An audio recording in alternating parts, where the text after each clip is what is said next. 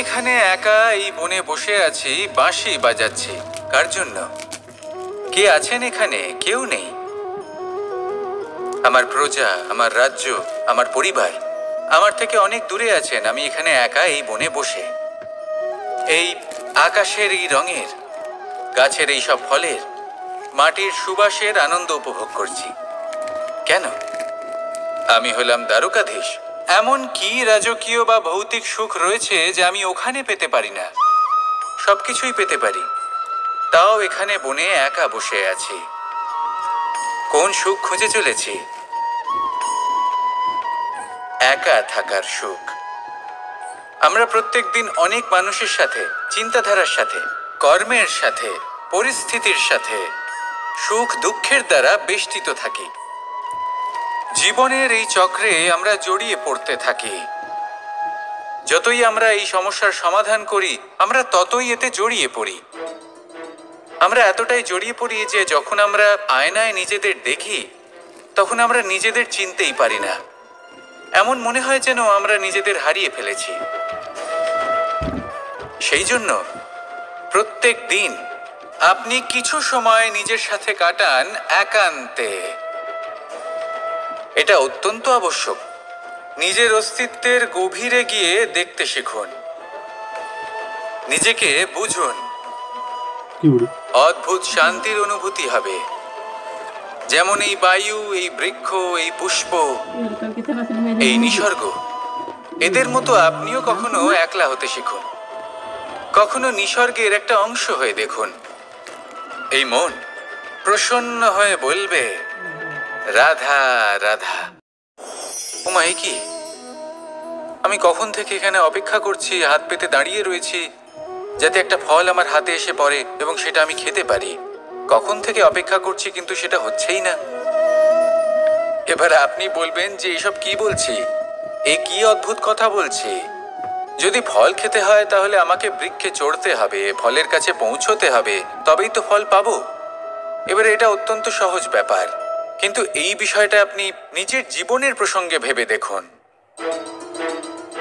লক্ষ্য কোথায় আছে আপনি জানেন, সেই লক্ষ্যে পৌঁছানোর পথ কি সেটাও আপনি জানেন, সেই পথে চলার ক্ষমতাও আপনার রয়েছে, কিন্তু তাও আপনি নিজের লক্ষ্য লাভ করতে পারছেন না। কেন? কারণ আপনি অপেক্ষা করছেন যে লক্ষ্য আপনার সামনে চলে আসবে, কিন্তু তা হয় না। লক্ষ্য সে যাই হোক না কেন, ধন হোক, প্রেম হোক, কোনো মনুষ্য জীবনের সবথেকে বেশি গুরুত্বপূর্ণ বিষয় হলো তার দিকে অগ্রসর না মনের একাগ্রতা, তাহলে ফল প্রাপ্তি অসম্ভব। এই সংসারের যে কটি মহান কার্য সম্পাদন হয়েছে, সেই জন্য আপনার তাহলে মনের এই একাগ্রতা দেখতে পান, তাহলে উঠুন এবং সেই দিকে অগ্রসর হতে শুরু করুন। অনেক ছোট বড় নদী যা বয়ে চলে তাদের সামনে একটা বাঁধ নির্মাণ করা হয় সেই সব নদীর জল সঞ্চয় করতে, এবং বাঁধ হয়ে গেলে প্রয়োজন মতো বা মনের ইচ্ছে মতো তাকে ব্যবহার করা সম্ভব। এবার এটাই আমাদের মনের সাথে থাকলে তবেই লক্ষ্য। আমাদের মনের একাগ্রতা আজকের দিনে দাঁড়িয়ে বিভিন্ন ধরনের বিকার, ক্রীড়া এবং ভোগের মধ্যে ভাগ হয়ে গেছে। আমার সাথে একে একত্রিত করতে হবে, একটা বাঁধ নির্মাণ করতে হবে। আমি দ্বারকাধীশ এবং আমার সভাতে আপনাকে শুধু এটাই করতে হবে। মানুষ আসেন, যেটা উচিত কর্ম সেটাই করুন, নিজেদের ইচ্ছে। যেটা অনুচিত কর্ম সেটা করা থেকে নিজেকে বিরত রাখুন। আবার কখনো কেউ ওষুধ, এই কাজটাই আপনি করতে থাকুন। মনের মধ্যে একাগ্রতার বাঁধ নির্মাণ করুন।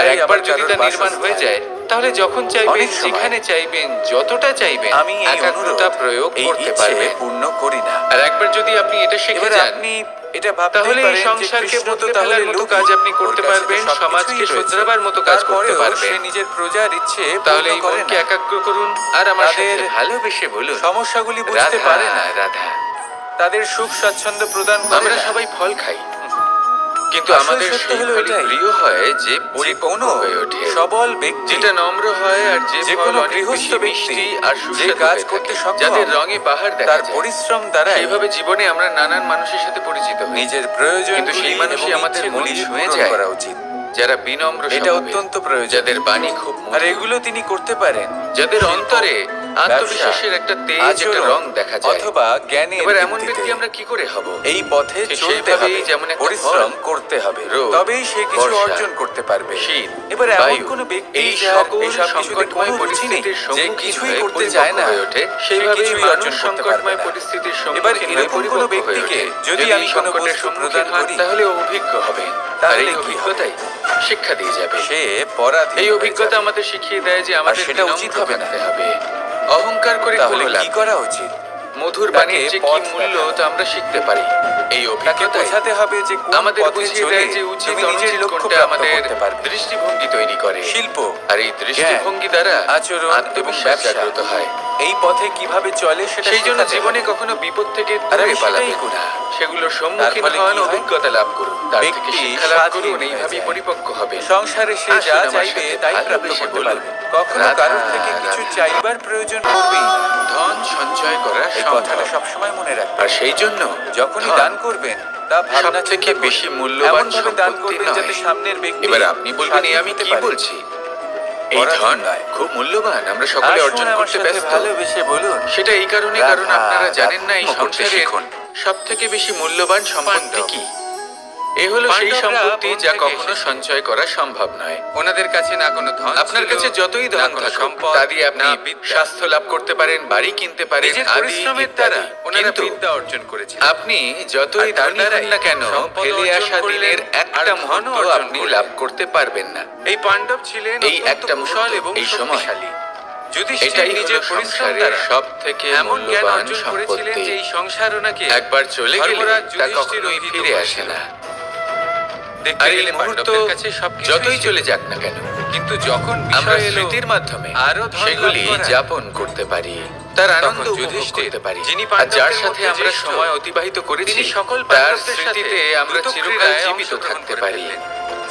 সেই জন্য এর ফলে সময় না শুধু সব থেকে ধনলক্ষ্মী, মূল্যবান সম্পত্তি, তাকে ধর্মলক্ষ্মী, এইভাবে নষ্ট করবেন না। বিবেক লক্ষ্মী প্রত্যেকটা মুহূর্ত উপভোগ করুন, আনন্দ করুন, দ্রৌপদীকেও হারিয়ে আর ফেললেন। ভালোবেসে বলুন, এর কারণ রাধা রাধা। ভুলে গেলেন খুব সহজ একটা কথা, এই সংসারে সম্মান এবং সাফল্য দুটোই পরিশ্রমের দ্বারা লাভ করতে হয়। কিন্তু দ্রুত ক্রীড়ার এই খেলা আমাদের ভাগ্যের উপর নির্ভরশীল। এই সংসারে দুটি পথ রয়েছে। একটা পথ যেখানে কর্ম এবং পরিশ্রমের দ্বারা আপনি নিজের পথ নিজেই রচনা করতে পারবেন, আর দ্বিতীয় পথ হলো যেখানে এই ভাগ্য এক মুহূর্তে আপনাকে শিখরেও পৌঁছে দিতে পারে, আবার ধূলিসাৎ করে দিতে পারে। আপনি কোন পথ বাছবেন সেই চয়ন আপনারই। আসুন আর আমার সাথে ভালোবেসে বলুন, রাধা রাধা। কোনো এক সময়ের ঘটনা এটা। মা এবং বাবা হাটে গিয়েছিলেন, তখন আমি আর দাদা গিয়েছিলাম গরু চড়াতে। আমরা বাড়ি ফিরে এলাম, আর মা সেই সময় একটা কাজ করতেন। যখনই হাটে যেতেন দরজা তালা বন্ধ করে যেতেন। উনি খুব ভালো করে জানতেন যে যদি ওনার এই মাখন চোর সঠিক সময়ে পৌঁছে যায় তাহলে এক ফোঁটাও মাখন আর অবশিষ্ট থাকবে না। এবার ঘটনা কিছুটা এরকম হলো যে মা আর বাবা মাঝে মাঝে হাটে যেতেন, তাই মাঝে মাঝেই দরজা তালা বন্ধ করতে হতো। যখন মা আর বাবা ফিরে এলেন তখন বাবা ভুলে গিয়েছিলেন যে এই চাবির গোছা থেকে ঠিক কোন চাবিটা দরজার তালা খোলার জন্য উপযোগী। উনি চেষ্টা করতে শুরু করে দিলেন। একটার পর একটা চাবি দিয়ে উনি চেষ্টা করতে থাকলেন, কিন্তু সেই দরজার তালা তো খুলতেই চাইছিল না।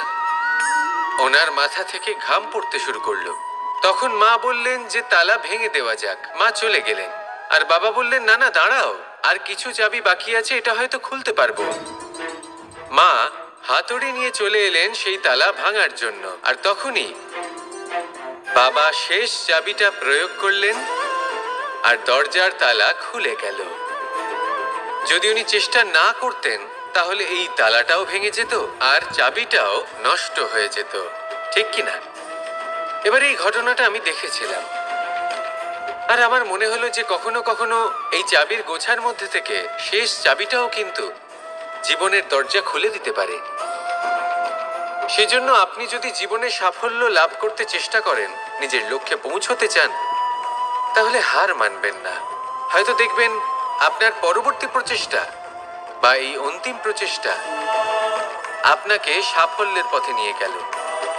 তাই নিরন্তর প্রচেষ্টা করতে থাকুন, জীবনে সাফল্য লাভ করুন। যজ্ঞের আগুনকে শুভ বলে মনে করা হয়, আর সেখানেই চিতার আগুনকে অশুভ মনে করা হয়। এমনটা কেন হয়? এখানে বিষয়টা হলো লক্ষ্য, বিচার এবং সঙ্গের। যখন আমরা যজ্ঞ করি তখন আমাদের লক্ষ্য কি হয়?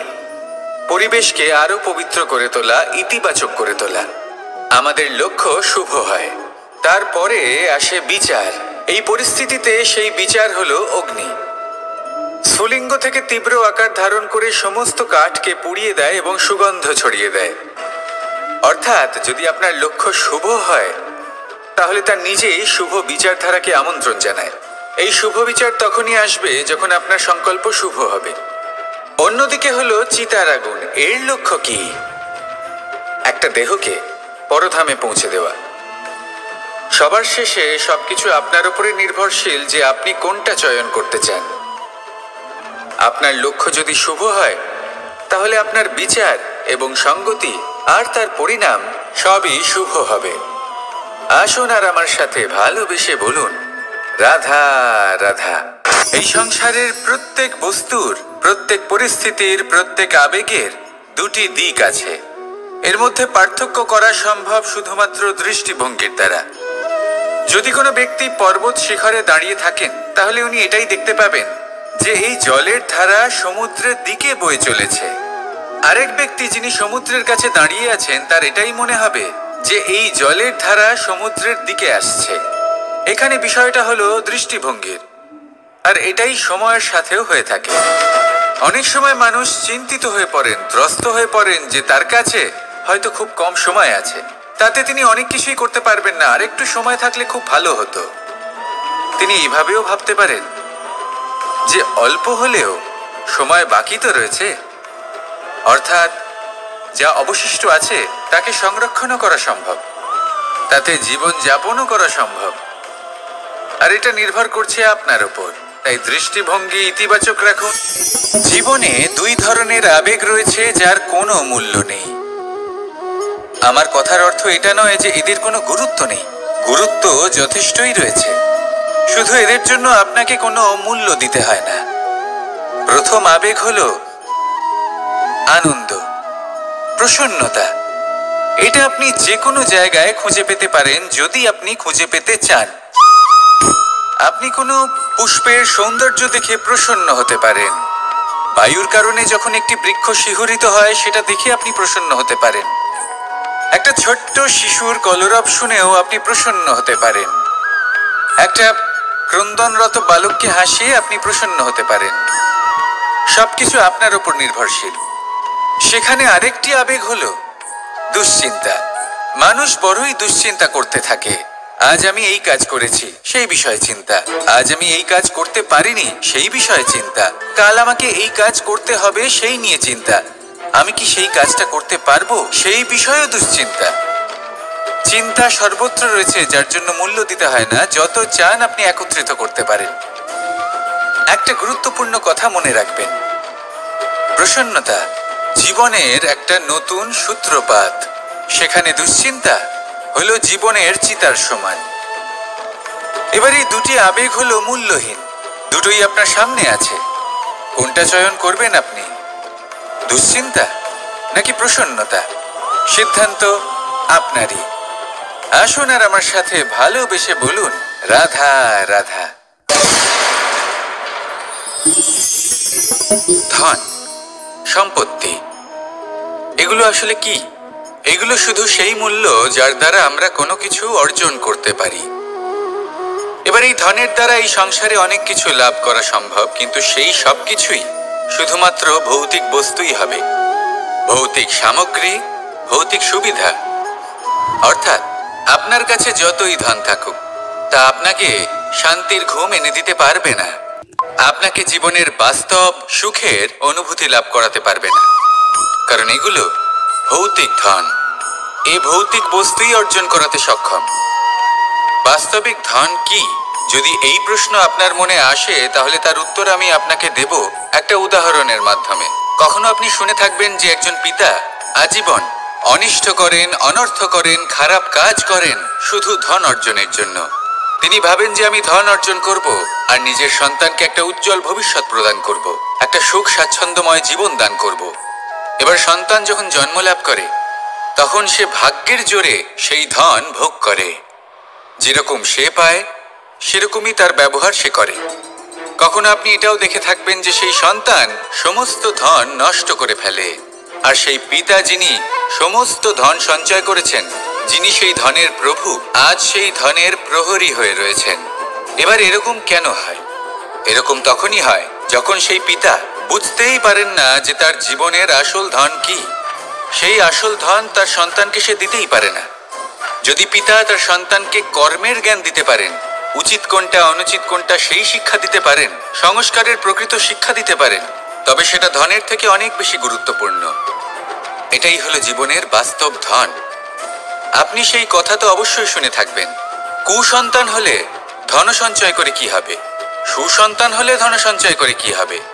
সন্তান যদি কুপুত্র হয় তাহলে সব নষ্ট করে ফেলবে, আর সন্তান যদি সুপুত্র হয় তাহলে ধন থাকুক না থাকুক সে নিজেই কর্মের পথে অগ্রসর হয়ে ধন অর্জন করবে আর নিজের জন্য এক উজ্জ্বল ভবিষ্যৎ গড়ে তুলবে। তাই সন্তানকে সম্পদ দেওয়ার আগে কর্মের জ্ঞান দান করুন, সুশিক্ষা দিন, কারণ এটাই হলো জীবনের প্রকৃত ধন। আসুন আর আমার সাথে ভালোবেসে বলুন, রাধা রাধা। একবার একটা শেয়াল বনে বিচরণ করছিল। ও একটা ছোট্ট শাবক দেখতে পেল। ও ভাবলো আজ একেই আমি খাবার হিসেবে গ্রহণ করব। আশেপাশে দেখলো কেউ দেখছে না তো, কেউ ছিল না, আর সেই শাবকের ওপর আক্রমণ করলো, যা হলো একটা ঘোর অপরাধ। বনের নিয়ম অনুসারে আপনি কখনোই শাবকের ওপর আক্রমণ করতে পারেন না। তারপর এই খবরটা যখন রাজা সিংহ জানতে পারলেন, সভার আয়োজন করলেন। কিন্তু সেখানে শেয়াল বলল, আমি তো এরকম কিছু করিনি। কিন্তু যদি আপনি এরকম বলেন, কোনো প্রমাণ দিন, এর কোনো সাক্ষী আছে? তখন রাজা সিংহ পেঁচাকে ডেকে পাঠালেন, যে সেই মুহূর্তে বৃক্ষের শাখার ওপর বসেছিল, সে সব কিছু দেখেছিল। পেঁচা সব সত্যি কথা বলল, আর শেয়ালকে মৃত্যুদণ্ড দেয়া হলো। এবার এই কাহিনী আমি আপনাকে কেন শোনালাম? কারণ মানুষও কখনো কখনো এরকম কর্ম করেন যা শিয়াল করেছে। এটা ভাবেন কেউ দেখছে না যখন, আমি অনুচিত কর্ম করতেই পারি। কিন্তু না, আপনি যাই করুন না কেন, কেউ না কেউ অবশ্যই তা দেখছে। কোনো ব্যক্তি না হলেও কোনো প্রাণী, না হলে কোনো যক্ষ বা দেব বা প্রেত। যদি এনারা কেউ না দেখেন, তাহলে ধরিত্রী মাতা দেখেন, যেখানে দাঁড়িয়ে আপনি সেই কর্ম করছেন, তাই না? তাই একটা কথা সবসময় মনে রাখবেন, কে দেখছেন কে দেখছেন না সেই বিষয়ে ভাবা ছেড়ে দিন। এটা খুব সহজ কথা। আপনি যদি উচিত কর্ম করেন, উচিত ফল পাবেন। যদি অনুচিত কর্ম করেন, তাহলে আপনি অনুচিত ফল অবশ্যই পাবেন। সেই জন্য উচিত পথে চলতে থাকুন, উচিত কর্ম করতে থাকুন, আর আমার সাথে ভালোবেসে বলুন, রাধা রাধা।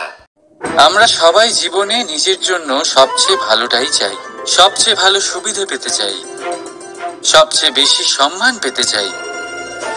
কিন্তু সবার পক্ষে এই সব পাওয়া কি সম্ভব? হ্যাঁ, নিশ্চয়ই। শুধু একমাত্র বাধা সময়। আমাদের জীবনের কোনো স্থায়িত্ব নেই। তাই যদি সময়ের সদ্ব্যবহার করেন, তাহলে একটু সুবিধে হতে পারে। এবারে দেখুন, যাদের সবসময় স্বপ্ন দেখতে ভালো লাগে, তার জন্য রাত্রি কম পড়ে যায়। আর যারা স্বপ্ন পূরণ করতে চান, তাদের জন্য দিন কম পড়ে যায়। যারা সম্মান পেতে চান, তাদের জন্য সব সময় পরোপকার কম পড়ে যায়। আর যারা জ্ঞান অর্জন করতে চান, তাদের জন্য মনোসংযোগ। জীবনে যদি নিজের লক্ষ্যে পৌঁছতে চান, তবে সময়ের বিভাজন আপনাকে ঠিক করতেই হবে। মনে রাখবেন, রাধা রাধা। লোকে বলে জীবনে মেলামেশা করা অত্যন্ত আবশ্যক। এতে সম্পর্কের আধারও হয়, আবার ব্যবসাও চলে। কিন্তু সবচেয়ে বেশি গুরুত্বপূর্ণ হলো ব্যবহার। তাই এই বিষয়ে ভাবুন, আপনার জীবনে কে আপনার সাথে মেলামেশা করবে তা নিশ্চিত করে সময়। আপনি আপনার জীবনে কার সাথে মেলামেশা করবেন তা নিশ্চিত করবে আপনার হৃদয়। আপনি যাদের সাথে মিশছেন তাদের হৃদয়ে আপনি কতক্ষণ থাকবেন তা নিশ্চিত করবে আপনার ব্যবহার। নিজের ব্যবহার ভালো রাখুন, সব ভালোই হবে। রাধা রাধা। এই ফুল দেখতে পাচ্ছেন আপনি? এটা সেই ফুল যার জীবন এই ডালে শুরু হয়েছিল। দর্শকদের চোখে প্রশংসা দেখল সে, মধুর লোভে মৌমাছিরা এলো, আর তারপর ডাল থেকে ভেঙে নিচে পড়ে গেল সে। কেন? নিয়তি এরকম কেন করল ভাবুন। কারণ এই ডালেই ফুল হয়ে থাকাটা এই ফুলের জীবনের লক্ষ্য কখনোই ছিল না। এবার এই ফুল হয় দেবতাদের সজ্জায় ব্যবহৃত হবে, নয় কোনো কন্যার গয়নায় গাঁথা হবে, আর নয় কারোর প্রেম প্রদর্শনের মাধ্যম হবে। দেখুন, জীবনে নিজের লক্ষ্যে পৌঁছতে হলে যাত্রাকে ভয় পেলে চলবে না। নিজের অস্তিত্ব তৈরি করতে হলে তাদের ছায়া থেকে আপনাদের দূরে যেতেই হবে যারা আপনাকে অস্তিত্ব প্রদান করেছেন। এটাই জীবনের নিরন্তর সত্য। রাধা রাধা। আমাদের সকলের জীবনে কখনো না কখনো পাথর দ্বারা আঘাত লাগেই, আর এই সংসারও আমাদের ওপরে কখনো না কখনো পাথর বর্ষণ করে। কখনো আমাদের খারাপ ভেবে, আর কখনো আমাদের অসফল ভেবে, কখনো আমাদের বুদ্ধিহীন ভেবে। কারণ অনেক আছে, কিন্তু এই পাথর দ্বারা আমরা আঘাত পাবো কি পাবো না তা সম্পূর্ণ আমাদের হাতে। হয় আপনি এই পাথরের আঘাত পেয়ে চোখের জলে ডুবে থাকতে পারেন, আর নয়তো যদি আপনি চান তাহলে এই পাথর দিয়ে সেতু বানিয়ে সকল সমস্যার সাগর অতিক্রম করতে পারেন। সিদ্ধান্ত আপনার। এই পাথর এ হলো প্রতীক আমাদের নিন্দার, আমাদের আলোচনার। যে এই আলোচনা নাকারাত্মকভাবে দেখবে সে শুধুমাত্র কষ্টই পাবে, আর যে এই আলোচনাকে নিজের বিকাশের আধার বানাবে সেই সাফল্যের চূড়ায় পৌঁছবে। তাই মনে রাখবেন, আলোচনা আপনার শত্রু নয়, আপনার সবচেয়ে বড় মিত্র। রাধা রাধা। মিষ্টি জল সবার পছন্দ, কিন্তু নোনতা জল কেউ পছন্দ করে না। এইবার ভাবার বিষয় হলো মুক্তো, যা সমুদ্রের গহ্বরেই তৈরি হয়।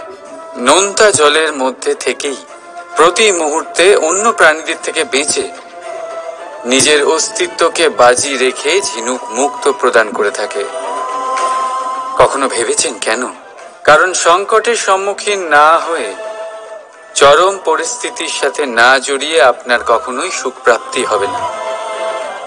তাই নির্ভীক হয়ে সংকটের সম্মুখীন হন, আর আমার সাথে ভালোবেসে বলুন, রাধা রাধা। আমরা সকলেই সময়ের গুরুত্ব বুঝি। সময় আমাদের তৈরি করে, আর সময়ই আমাদের নষ্ট করে দেয়। কখনো ভালো সময় আসে, আর কখনো ভীষণ খারাপ সময় আসে। তবে আশ্চর্যের বিষয় এটাই যে সব জেনেও আমরা সময় নষ্ট করি। মনে রাখবেন, সময় শুধু বয়ে যায়, কখনো ফিরে আসে না।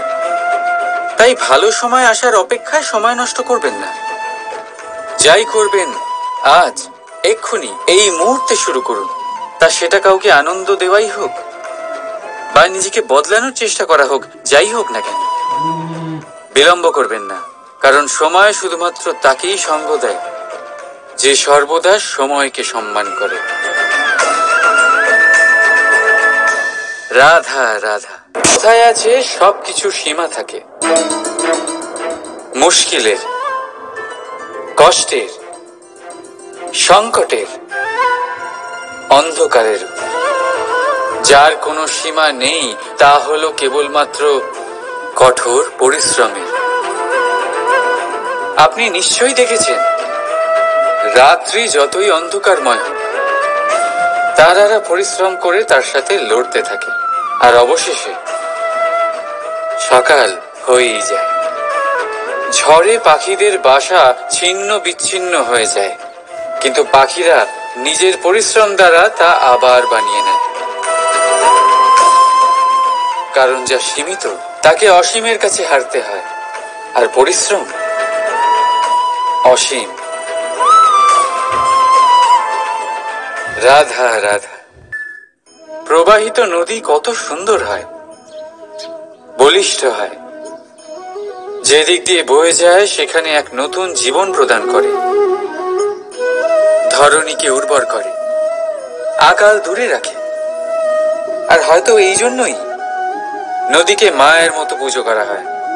কিন্তু আপনি কি কখনো ভেবে দেখেছেন যে নদীর জন্ম কি করে হয়? এ কি শুরু থেকেই এমন বিশাল আর খরস্রোতা হয়? না, বৃষ্টির ছোট ছোট ফোঁটা একসাথে সম্মিলিত হয়ে এক সূক্ষ্ম ধারা তৈরি করে, আর সেই ধারাগুলি পর্বতের বরফ কেটে তাদেরকে গলিয়ে জলপ্রপাত হয়ে ঝরে পড়ে পাথরের সাথে ধাক্কা খেয়ে তারপরেই সে নদী হয়ে ওঠে। ঠিক সেইভাবেই এত সহজে কেউ মহান হয়ে ওঠে না। ছোট ছোট চেষ্টা মিলে এক বিশাল ব্যক্তিত্ব তৈরি করে। তাই জীবনে সর্বদাই চেষ্টা করতে থাকুন। অস্তিত্ব নিজে থেকেই প্রকাশ পাবে। রাধা রাধা। কখনো কখনো আমরা নিজের মা বাবার ওপর কতটা রেগে যাই, মনে করি ওনাদের মন আমাদের দিকেই নেই। আমরা ভাবি ওনাদের কাছে আমাদের কোনো অস্তিত্বই নেই, আর তাই আমরা রেগে যাই। কিন্তু আপনি কি কখনো এমন অনুভব করেছেন যে আমাদের চোখ দিয়ে আমরা আমাদের নাক কখনো দেখতেই পাই না? কারণ তা চোখের ভীষণই কাছে থাকে, দুই চোখের মাঝখানে। কিন্তু যখন কেউ মুখে আঘাত করে, হাত সর্বপ্রথম নাককেই সুরক্ষিত করার চেষ্টা করে। মাতা পিতাও অনেকটা এরকমই হয়। আপনার ভালোর জন্য, আপনার সুরক্ষার জন্য তারা সবসময় তৈরি। তাই তাদের প্রেমকে কখনো সন্দেহ করবেন না। আবশ্যক নয় তাদের প্রেম আপনি সবসময় স্পষ্টভাবে দেখতে পাবেন, কারণ এই এক এমন প্রেম যা সর্বদাই আপনার সাথে ঢাল হয়ে আপনার রক্ষা করতে থাকবে। রাধা রাধা। বাবুল গাছ কত বিশাল আকার হয়, পিপুল গাছও বিশাল আকার হয়। কিন্তু আপনি কি কখনো ভেবে দেখেছেন যে কেন বাবুল গাছ কেটে তা ব্যবহার করা হয়, আর কেনই বা পিপুল গাছকে পুজো করা হয়? এই জন্যই, কারণ পিপুল গাছ তার নিচে বসে থাকা পথিককে ছায়া প্রদান করে, নিজের ডালে অসংখ্য পাখিদের আশ্রয় দিয়ে থাকে, কাউকে কাঁটা ফুটিয়ে দূরে সরায় না, বরং তাকে শীতল ছায়া দিয়ে তার ক্লান্তি দূর করে। এই সংসারে যদি আপনি সম্মান পেতে চান, তবে পিপুল গাছের মতোই হতে হবে। কিছু দিতে শিখুন, আনন্দ, সুখ, শীতলতা দান করতে শিখুন। আর কাঁটার মতন কাউকে কখনো কষ্ট দেবেন না। সম্মান স্বয়ং হেঁটে আপনার কাছে আসবে। আর মন প্রসন্ন হয়ে বলবে, রাধা রাধা। যদি কোনো সিংহ বানরের মতো গাছে চড়তে চেষ্টা করে তাহলে কি হবে? একটা মাছ যদি মাটিতে হাঁটতে চেষ্টা করে তাহলে কি হবে? তারা বিফলই হবে। কিন্তু এরকম কেন হয়? তার কারণ হলো প্রকৃতির রচনা কিছুটা এরকম। এখানে প্রত্যেকটি ব্যক্তিকে, প্রত্যেকটি প্রাণীকে আলাদা আলাদা গুণের অধিকারী করা হয়েছে এবং সকলকে একটা সীমাও প্রদান করা হয়েছে। এবার এই যে বৃক্ষ, পশু, পাখি, এদের মধ্যে সেই ক্ষমতাই নেই যে এরা নিজেদের যাচাই করতে পারবে, নিজেদের সীমাগুলো বুঝতে পারবে, নিজেদের সদ্গুণগুলো চিনতে পারবে। এরা সেটা করতে পারবে না। কিন্তু মানুষ তো আলাদা।